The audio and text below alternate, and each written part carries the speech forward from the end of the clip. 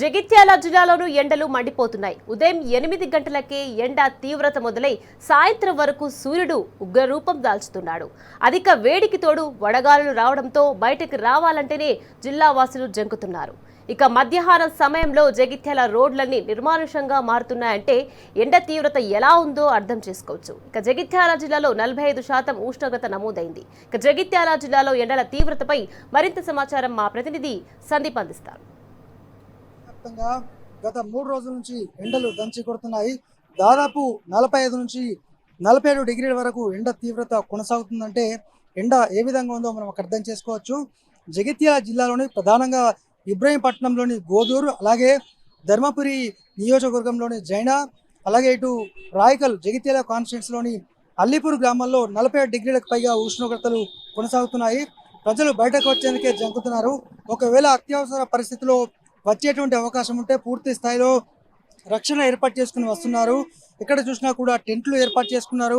చిరు వ్యాపారులతో పాటు ఎక్కడ ఉన్నా కూడా ఎవరిని చూసినా కూడా ఆ పూర్తి స్థాయిలో వారంతా కూడా ఏర్పాట్లు అయితే చేసుకున్నారు. ఎండ 47 డిగ్రీలు జగిత్యాల్లో కొనసాగుతోంది.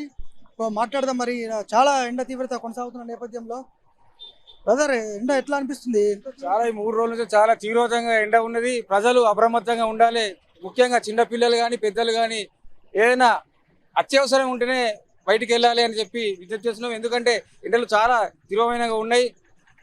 ఇప్పుడు ఇక్కడ చూస్తే జగిత్యాల జిల్లాలో పాత బస్ స్టాండ్ నుంచి కొత్త బస్ స్టాండ్ వెళ్ళే మార్గ మధ్యంలో అధికార నిర్లక్ష్యం వల్ల ఇక్కడ ఎంతోమంది చుట్టుపక్కల గ్రామీణ ప్రజలు అవసరాలు నిత్యం జగిత్యాల వస్తారు. ఏ ఒక్క చలివేదన కూడా ఏర్పాటు చేయకపోవడం చాలా దురదృష్టకరం. దీనిలో మున్సిపల్ వైఫల్యం చెందిందని చెప్పి చెప్పక తప్పదు. ఎందుకంటే ఎండ తీవ్రతతోటి ఇంకా ధూప అయితే కూడా కొద్ది నీరు తాగడానికి కూడా ఏ ఒక్క చలివేంద్రం కూడా ఏర్పాటు చేయకపోవడం దురదృష్టకరం. ఇకనైనా కానీ అధికారులు ఈ ఎండ తీవ్రతను గుర్తించి ప్రజల అవసరాలను గుర్తించి చలివేంద్రాలు ఏర్పాటు చేయాలని చెప్పి చేస్తున్నాం. మేము ఇక్కడికి వెళ్ళి పాత బస్సు వెళ్ళే లోపల గొంతు ఎండకపోయినా కూడా నీళ్లు తాగుదామన్నా కూడా నీళ్ళు లేకపోవడం దురదృష్టకరం. ప్రజలకు జగిత్యాల జిల్లా ప్రజలకు మేము ఒకటి చెప్తున్నాం. ఎందుకంటే ఎండ తీవ్రత చాలా ఉన్నది కాబట్టి ప్రజలు అత్యవసరం ఉంటేనే బయటికి వెళ్ళాలని, ముఖ్యంగా చిన్నపిల్లలు వృద్ధులు అని చెప్పి తెలియజేస్తున్నారు. మనం ఎండ తీవ్రత 47 డిగ్రీలు జగిత్యాల జిల్లాలోని పలు గ్రామాల్లో, జగిత్యాల పట్టణంలో దాదాపు 45 కొనసాగుతున్న సిచ్యువేషన్. ఇప్పుడు ఈ ప్రాంతం మనం జగిత్యాల పాత బస్ స్టాండ్ ఉన్నాం. ఇది ఎప్పుడు కూడా కిక్కిరిసిపోయి ఉంటుంది. ట్రాఫిక్ జామ్తో పాటు నిత్యం ఎప్పుడు కూడా ట్రాఫిక్తో ఉంటుంది. కానీ ఈ ఎండ తీవ్రత దృష్ట్యా ఎవ్వరు కూడా పెద్దగా బయటకు వెళ్ళట్లేదు, అత్యవసరం అయితే తప్ప. అయితే మున్సిపాలిటీ కావచ్చు, వైద్యారోగ్య శాఖ, ఇతర వాళ్ళు కావచ్చు, చలివేంద్రాలు ఏర్పాటు చేసి ప్రజల దాహార్తి తీర్చాలి. అలాగే ఓఆర్ఎస్ ప్యాకెట్లు అందుబాటులో ఉంచాల్సిన అవసరం ఉన్నప్పుడు కూడా ఎటువంటిది లేదు. ఎక్కడ కూడా మనం అంటే పూర్తి స్థాయిలో భారీగా ట్రాఫిక్ అయితే ఏం లేదు. కానీ ఎండ తీవ్రత మాత్రం ఉష్ణోగ్రతలు 47 డిగ్రీల వరకు కొనసాగుతోంది.